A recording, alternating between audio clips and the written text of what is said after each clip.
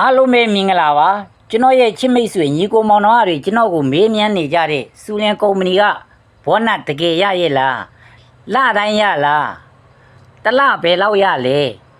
နေ့တိုင်းတွားတိုက်နေ့တိုင်းရေချိုးနေ့တိုင်းကော်ဖီတောက်ရတဲ့အတွက်ကြောင့်မို့လတိုင်းဘောနတ်ရပါတယ်ခင်ဗျဒါအခုကျွန်တော်ဒီကြွားဝါခြင်းတစ်ခုမှမရှိပါဘူးကျွန်တော်ကိုမေးမြန်းလို့ကျွန်တော်ချပြရခြင်းဖြစ်ပါတယ်ခင်ဗျကျွန်တော်ဒီအောင်မြင်သွားတဲ့ပုံကိုယ်တွေလို့မဟုတ်တဲ့အတွက်ကြောင့်မို့သူများလို့များဘောနတ်မရပါဘူးကျွန်တော်စူးစမ်းနေတော့အောင်မြင်သွားတဲ့ပုံကိုယ်တွေဆိုလို့ရှိအိုးဟိုတလားကို300ချီရတယ်ကျွန်တော်ဆိုလို့ရှိရင်9000ကျော်လေးရှိတယ်6000ကျော်လေးရှိတယ်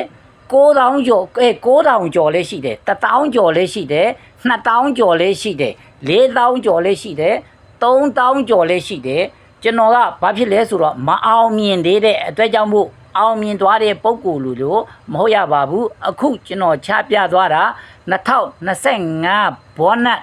တစ်နှစ်စာပဲဖြစ်ပါတယ်ခင်ဗျ12လအတွက်ကျွန်တော်ဒီနေ့ချပြရခြင်းဖြစ်ပါတယ်အားလုံးကိုကျေးဇူးတင်ပါတယ်